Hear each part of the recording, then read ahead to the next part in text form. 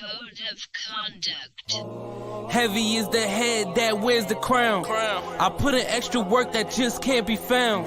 I took the sword out the stone, wasn't a thing. Look me in my eyes cause I'm a king. Look me in my eyes cause I'm a king. God made me punch in accurate numbers. My castle won't crumble. What I tackle will fumble. I've been a leader when they ain't see it, but now my feet is up. According to me, royalty didn't end with King Tut.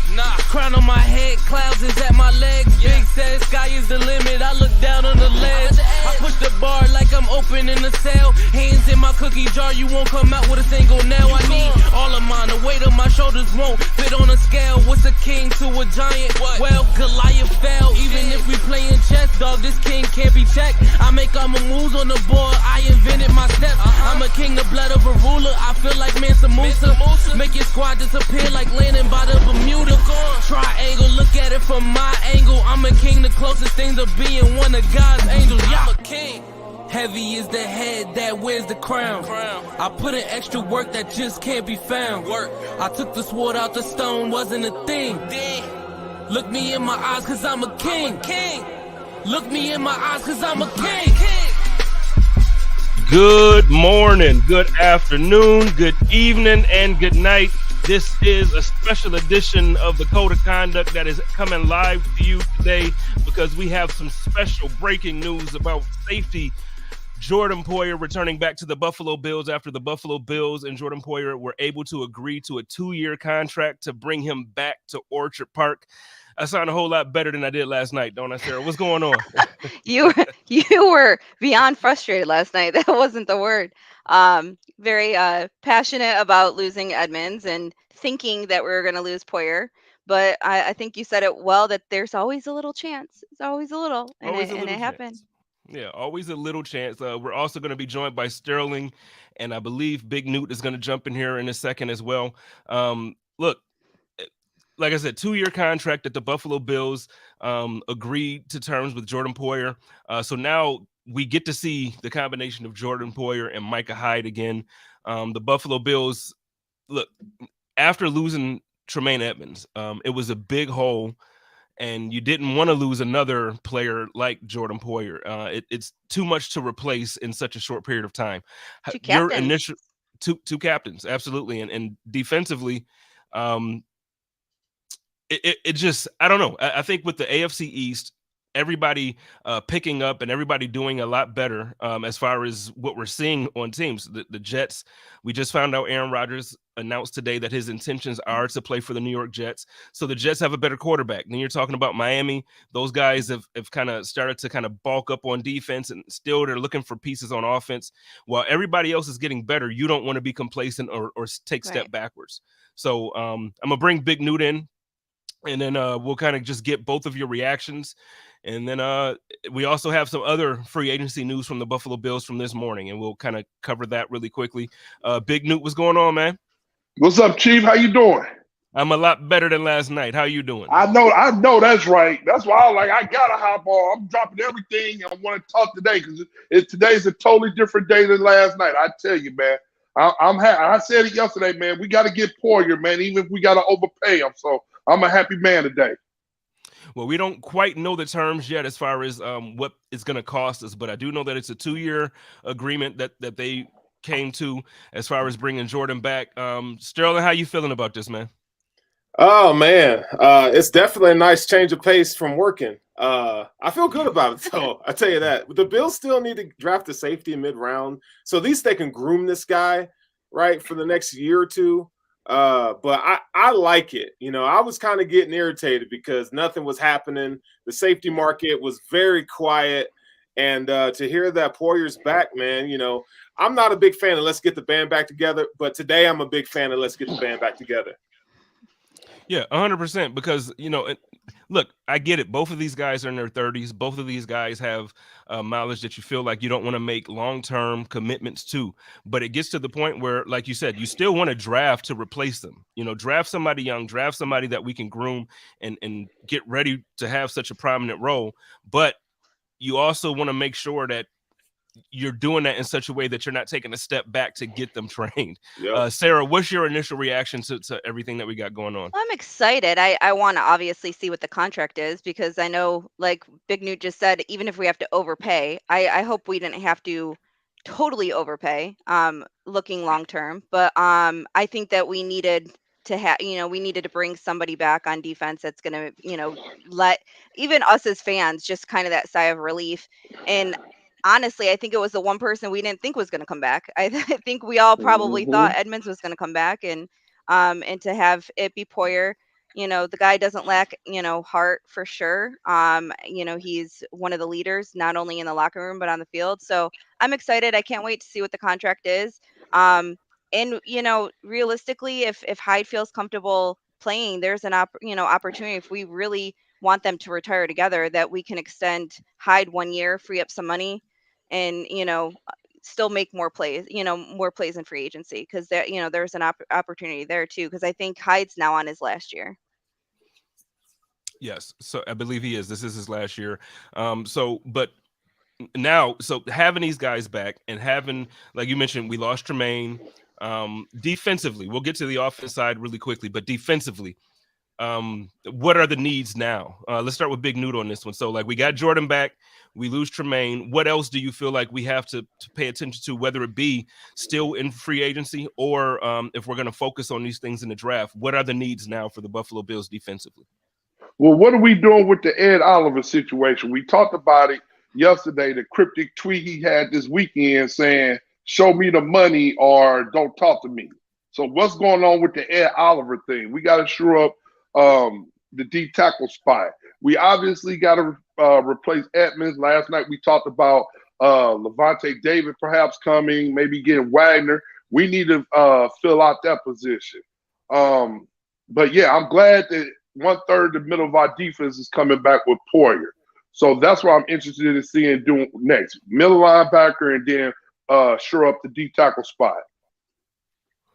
I'm trying to, I'm sorry, I got a text and it wasn't the text that I was looking for. It was the text from the person I was looking for, but they're not sharing the details with me. So I was trying to find out how much Jordan was getting paid. But it doesn't matter. I'm just happy that he's back. I'm happy that, just the way free agency started for Bills fans, I think it was starting to look like we were taking taking a step back. I feel like it was starting to look a little bleak in certain ways. Let me ask you this, Sarah, how are you feeling about on the other side of the ball this morning? The Buffalo Bills also announced that, we're bringing in. Oh, Yeah. Go ahead. I'm sorry. I was gonna say that we got Deontay Hardy. To be honest with you, I freaked out when I saw the contract details. Not in more, they had it in simple terms, and I was like, holy crap, we just completely overpaid for this guy.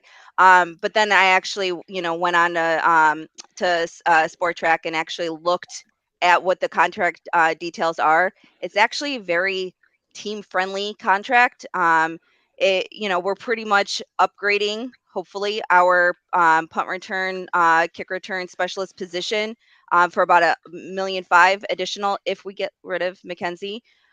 So it's not terrible. We can cut him next year, and it's a $1.375 million dead cap hit. So it's not terrible. The extra, everyone's saying a 2-year, $13.5 million contract. The extra $4 million is incentives. So if he hits the max of the incentives this year and he gets the additional $2 million, we could only all pray that it happens, because those are some serious numbers he has to hit in order to get that extra $2 million. So it's a win-win for everybody. Not hating on the pick anymore, on the pickup anymore. I reacted before. I tell everybody, wait till the contract details come out all the time, and I didn't. I reacted emotionally before I saw it, and now that I've seen it, I'm okay.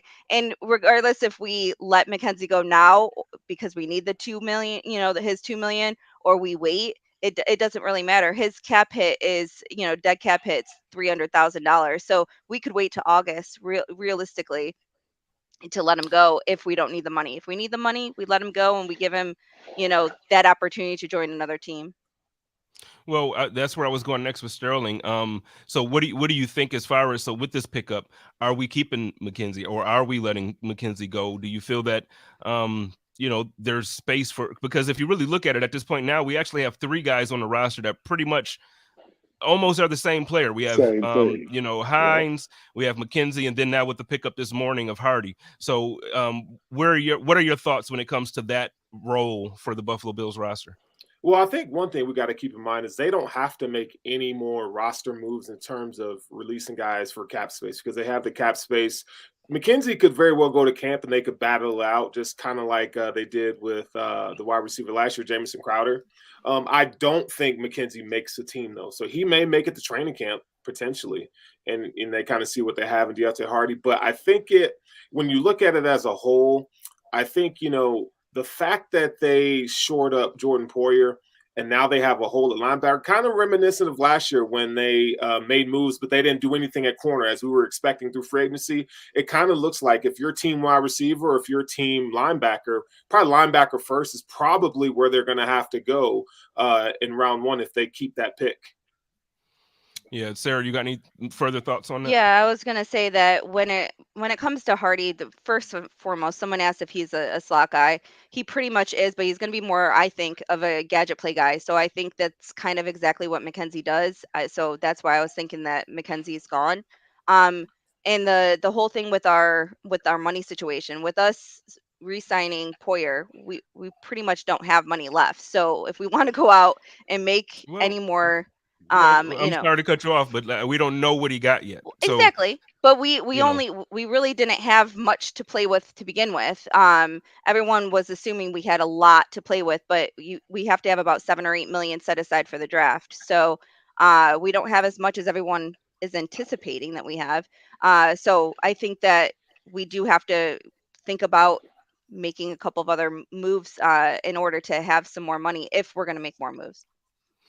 Well, Big Newt, what do you, based on what Sarah just said there, what do you think possibly could be big moves coming, if there is a big move at all? Brandon Beane came out this year and said, look, don't anticipate any big moves. And to me, this Jordan Poyer signing is the big move. I don't think that with us locking Poyer down, I don't anticipate us going for any other big type of, name, whether it be on defense or offense. What are your thoughts on that? Well, I wanted to go back to the wide receiver thing real quick. I didn't understand that move. I reached out to some of my friends that are Saints fans, and it was mixed emotion. I looked at the kids' stats. I mean, it's pretty much similar to what Hines doing in the return game. And like Sarah just said, I agree. I looked at it like, okay, we already got what he does in McKenzie. So I'm like, why do we need that? So I didn't get it. He seems small. He seems quick. That's all fine. But I'm like, okay, we just got a gadget play guy, So I didn't understand that. But going back to your question, it was rumblings that we might trade for the running back out of Detroit, Williams, I think. Mm-hmm. And then now also the big fish will be getting big fella out of Tennessee, the running back. I would love for us to find a way to do that. Sarah, once again, is probably right. I feel like she's our capologist. Whenever I see people restructure, I always tweet, "Oh yeah, let's go shopping." Sarah, like, no, that don't mean we got money. So I do defer to her when it comes to that, because once I saw Diggs, it's like, oh man, we just saved $5 million with the Diggs contract. I get hyped, you know what I'm saying? So I would like for us to get one of those, and also my boy, the running back, his brother in Minnesota, they talking about his rumblings that we might get him. Yeah, Cook, excuse me. Contract's ridiculous. Yeah, and I'm like, okay, we probably can't do that. So I would like to see a big fish happen if we could get it. That would be exciting. But like I said, like you said, man, it comes down to us getting Poyer. So if we could go out and get another veteran linebacker on a team-friendly contract, that would make me feel a little bit better. But Poyer, man, today's a lot better day for me because we're bringing him back. You said, go ahead. I was just going to say, you said Williams. I was kind of on the Jamal Williams train for a little bit, but if he couldn't negotiate with Detroit, and then you see what Detroit, with the contract that they offered, Chicago's running back to come in, the fact of the matter is he probably wants, like $5-6 million, and I don't think he's worth it. He would be our third down, short yardage type back. I don't Right. think that's worth it. I wouldn't want to pay that for someone who's only going to be doing that. So kind of off on him. I'd rather just draft somebody later on that can do the same thing rather than pay that kind of money. But I do think going back earlier to the question regarding what we need on defense, I think we need obviously linebackers, probably our most pressing need earlier now than it was later in the draft. But then safety, I think we should still be drafting, but we also probably need an edge guy leading in because we haven't re-signed Shaq Lawson. Boogie Basham hasn't shown us what we need to see, and Von's going to be out probably for a couple months. So I think that as much as we don't really want to see defense in the draft, if we're not going to do it in free agency, we're going to have to get a couple of guys in the draft on defense. Well, so before we get to the draft, we got maybe 15 minutes to kind of get into a couple things here. But before we get into the draft now, we just talked about how Brandon Bean mentioned that it's going to basically be like, hey, we're not going to go major shopping in free agency this year. So now you can kind of look forward to some bargain players. Sterling, with what you know that's still available in free agency from all the stuff that we heard during the legal tampering period from where guys are going and all of that. So the guys that are available, what do you think Brandon Bean's approach is for the rest of free agency? Like what type of guys are we looking for that we're going to add, or are we going to add anybody? Yeah, I think they have to add a couple people. But the thing that I kind of caution everybody on is you just never know. Like, even though we think that Jordan Poyer might be the biggest fish, quote unquote, that we get, we just don't know. Brandon Bean still, I mean, even though what we see in terms of the restructures, there are obviously more candidates that could be restructured. They could release some guys to free up cap space. People that we never thought that would be off the team. I don't have anybody off the top of my head right now. So, in terms of, I think it's going to be bargain bin guys. I don't see anything. I would really kick the tires on Odell Beckham Jr. Just because the wide receiver market is so slow right now. I mean, he wants reportedly 15 to 20 million. He's not going to get that, but could you get him for 8? Could you get him for 6? I don't know, on a 1-year deal to kind of prove it that you're better from your ACL. And I think the rumors are true that they still might be in the market for a running back. Every single year, every running back that gets released, it seems like the Bills are kicking the tires on, at least checking. Even today, we heard about Ezekiel Elliott possibly being released. And if that's the case, okay, what is it going to cost to get somebody like that? And again, don't look at it as, well, this isn't the Zeke that we all have known from 4 years ago. Just think this is a guy that can come in. He's excellent pass protection. He's a great short yardage back. And then you still have James Cook, by the way, to be your, to get that lion's share of carries, where Zeke could just be a complimentary player, just as he was in Dallas last season. So I always say pump the brakes on that, kind of let's see how it plays out. I think Cook is going to. I'm hoping he's going to be a lot better than last season. I think he's going to take a step forward, and hopefully he can be the primary. I don't know if he's built really to be a primary back in today's NFL, but the way the Buffalo Bills use the running back position, I think that he could take the lion's share of snaps and get things figured out for this offense. But breaking news, as we were all talking about what our needs are on defense and all that stuff, Josina Anderson reports that the Buccaneers are bringing back linebacker Levante David to a 1-year deal. So he's not available anymore for Bills fans and it was funny. Walter in the comments right before I posted that, he said, "Go get Levante David."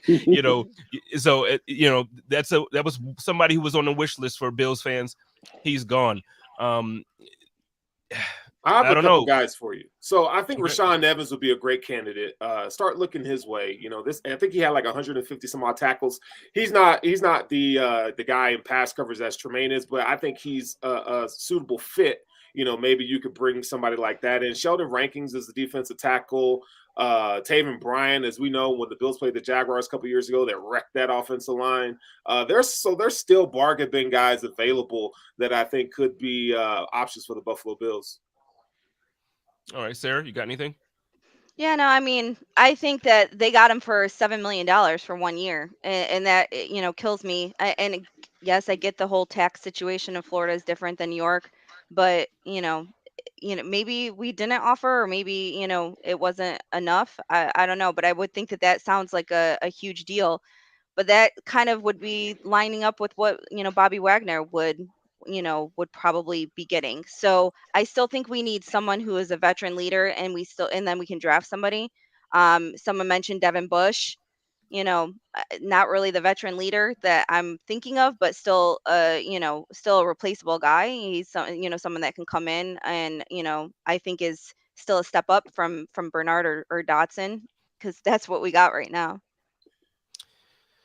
Yeah, I know, right? I don't, I think they go rookie here, to be honest. I really think they just draft somebody Do you when remember how much Edmonds struggled his rookie year? I mean, you're literally yeah, the quarterback of the defense. and Like, Henry. you're calling the plays. So but you remember how much Matt well, Milano struggled when he well, was and a I was about to rookie? say, I think what they're going to do is I think they're going to give Matt Milano the The responsibility reins. of what Jordan of not Jordan, well, what Tremaine had.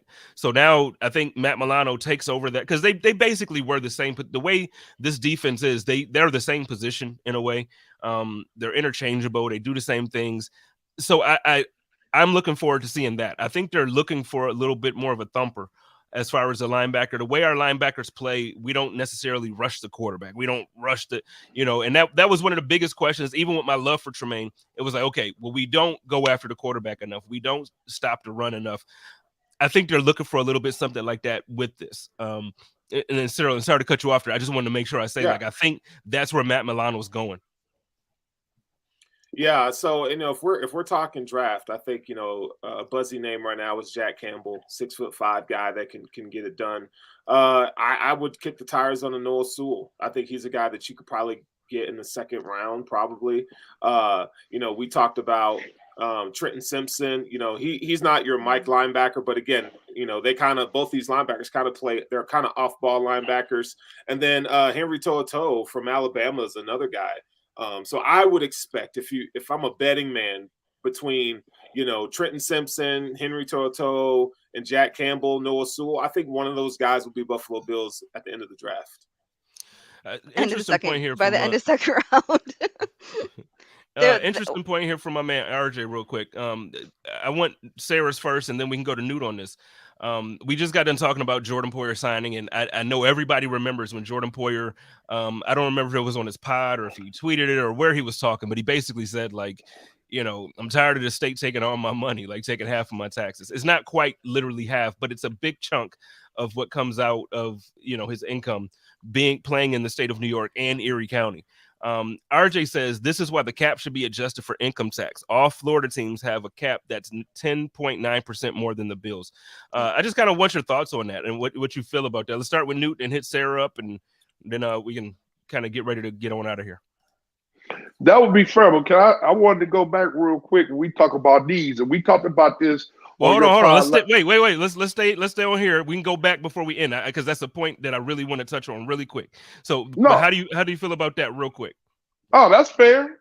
If they had an adjustable system because of state taxes, because then everybody want to play in Florida, so that would be fair. I get it, Sarah, because now you live in Florida, and yeah. And I think when it comes to it, every summer or every spring, when free agency happens, you do see kind of like whether the Dolphins are good or not, whether the Bucks are good or not, Jacksonville good or not, you do see like an influx of people saying, right, I want to go to one of these teams because there's no, or even now with Vegas. Well, I think it's Vegas and Texas are the two other places that don't have state income tax. So Texas as well. So it makes a difference. I mean,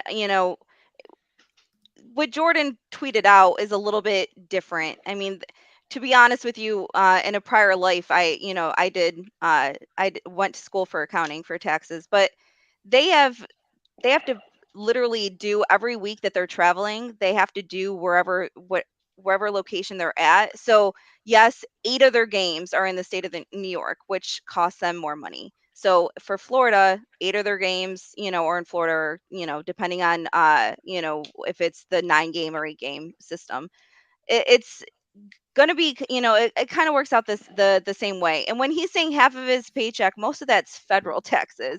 It's not quite the state taxes. So it's it's a percentage, yes, and it hits hard. And I talk about it all the time. I don't want to move back to New York because I don't want to, I don't want to deal with state taxes or the crazy property taxes up there, but no matter where you go, you're going to have something. Down here in Florida, house prices are 3 times what they are in New York. So you just have to look at it that way. He already has a house down here, so I can see why I he mean, doesn't care. you got nice beaches down there too. I don't. Yeah.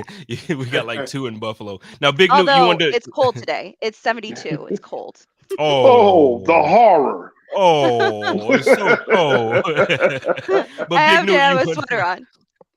Big No, Newt, you I wanted just to touch on something. Go ahead and kind of go ahead. Well, I just wanted to say what Sterling said, and I like the fact that he bring in prospects that we could look at. But like what we talked about last night with Brandon Bean and his history of drafting, I don't think at this point, if we need a middle linebacker, he gonna draft one. Because his mantra has always been, I'm taking what? The best player available. Even when we'll take running backs in the first round where we're like, do we really need a running back? Do we really need another defensive end? He believes in the first best player available. So I don't know if I would have faith in him drafting a middle linebacker if we don't sign one free agent. So I would feel better if we picked up one free agency. That's all. You know, the thing is, again, we have the conversation about how much money is available, and I just don't know the type of player or the quality of player that's available for the type of money that we will be able to allocate to any of these positions. But I'm with you because like I'm still on the train, like Sterling and Daryl and B in our group that we have, they'll tell you I'm all in on. I'm still trying to figure out on who we can still extend or trade or cut or whatever to get a player of the caliber of I want D Hop out here, or I want somebody. And I know D Hop said that he's willing to do one of the he's willing to A do something to restructure. where he can restructure his contract or just redo his contract completely to where it is Yeah. not as taxing on the team that he goes to. If I don't know what that means, I don't know if you're saying I'll cut that in half because I think he's almost 20 million this year. I don't know if he's saying he'll 16.5 cut. and yeah, 16.5 this year, 19 next year. So you're north of 15 million both years. Are you saying that you're willing to go down to 8? Are you going to 10? Are you saying just convert it to whatever so it's not hitting the salary cap the same way? What are you really saying? Because I would love to have a caliber of receiver to go alongside Stephon Diggs. So I'm with you. I just don't know what's realistic as a Bills fan this year. Sterls, you got any thoughts on that? Yeah, I'll just say this. The idea that they're terrible at drafting is probably a little far-fetched. It's somewhere in the middle. I think they do a good job early, first round. They just haven't hit on their second and third round picks lately. And then we don't know about this last year's draft class, but they don't draft best position available. They just don't. They draft need. Brandon Bean, if you go start with free agency through the years that he's been here, they always try to fill all the needs that they can, and then they still go need in the draft. Like Kyer Elam last year was a need. When they drafted Boogie Basham and those guys and Spencer Brown, those were need picks. Those weren't luxury picks. So I feel like that's why I was saying earlier, the Bills might not sign a linebacker and they might not sign another wide receiver. So rounds 1, 2, and 3, I guarantee you it'll be linebacker, wide receiver, and who knows, maybe offensive lineman or something like that. I just don't really see the Bills. The only best player available pick that I really recognized the Bills doing was the quarterback that didn't work out. They drafted him because they said he was the best player available. Other than that, they're drafting need every time. You feel so? I do, I mean, man. I do. I can't name a best player available pick that they had. I just think that they draft the player or the person instead of the player. Sometimes the player doesn't actually fit into our scheme, and then they feel like they're going to mold him into something that doesn't end up panning out. Like Boogie Basham hasn't panned out. I feel same thing with Bernard. We don't quite know where he's gonna quite fit into here. So I hope that they look at best player available and say, can this person be better than someone who is on our team currently, and think about bringing them in. But at the same time, we do have certain needs, and I don't think that our needs have changed. I think maybe later on in the draft, I think safety and wide receiver are still, and offensive line are still, people that we need to get in this draft. And especially someone that can play, guard and center. So once Mitch Morris is done, we can move on. I just feel like about the whole conversation that we're having. Sterling and I a couple weeks ago did an episode. I think it was Chop Up or it could have been Code of Conduct. I don't remember, but we went through each draft class, and there was like through the 3 draft class period, we had a total of like 24, 25 picks, and we hit on 6. And I just think when you're talking about that, you know, this year going into the draft, this is one of those years where you have to hit on your picks. I'm not saying that every single one has to be a starter, Right. but they have to be a contributor. And we can't do draft in the second round and then cut the guy a year later, or we can't do where we draft a guy who is quality, but we're keeping the guy playing that's not really playing up to par, but we keep the guy on the practice squad because of politics, and then they get plucked off the practice squad to go play for the Jets or go play for somebody else. We have to do better this year with hitting on our picks. But ladies and gentlemen, we're going to go ahead and get on out of here. This was just a special edition. We wanted to jump on and celebrate the fact that the Buffalo Bills were able to keep Jordan Poyer employed in Orchard Park in Western New York. Listen, every time I listen to the Black Album by Jay-Z now, it's going to hit so different when he says, when I come back like Jordan wearing the 4-5. It's going to hit so different. Matter of fact, I'm about to play that when I get off of here. Big Newt, why don't you go ahead and plug your show real quick, man? Check us out bi-weekly during the off season, man. Wednesday mornings, the Jamie D. Big Newt Show coming at you. Let's get it. Sarah, why don't you plug your several show or no, go to plug your show. Yeah, right now we're Thursdays at 9:00. Me and Jerry Ostrowski on 3-Man Rush. We are soon to be rebranding to Line to Gain. So if you follow us on Twitter, it's Line to Gain now, not 3-Man Rush, but it's coming soon. Thursdays at 9 p.m. And Steros for the girls, talk about intentional grounding for me, man. Yeah, man, intentional ground has been popping on Monday nights. You know, we'll be doing our mock drafts and going over these prospects. So that's where you can find me on Monday nights at 9 p.m. Eastern time. All right, and then y'all know y'all can catch me Code of Conduct Tuesday nights, 8 p.m. Eastern time. Wednesday nights during the off season, we have the Chop Up, which will be live tonight at 8 p.m. Eastern time. And then directly following, we're gonna have a special edition Hump Day Hotline that I talked Joe out of his vacation, so Joe is coming back tonight for the Hump Day Hotline. And, you know, we got some fun stuff coming up. So everybody, please, stay plugged in. We're going to keep bringing you the great content. Go to BuffaloRumblings.com for all your Buffalo Bills news. And, hey, y'all know how I do it over here. Y'all love each other. Take care of each other and live in peace. And as always, stay positive. Test negative. Go Bills. Go Bills. Go Bills. Hey. Code of Conduct.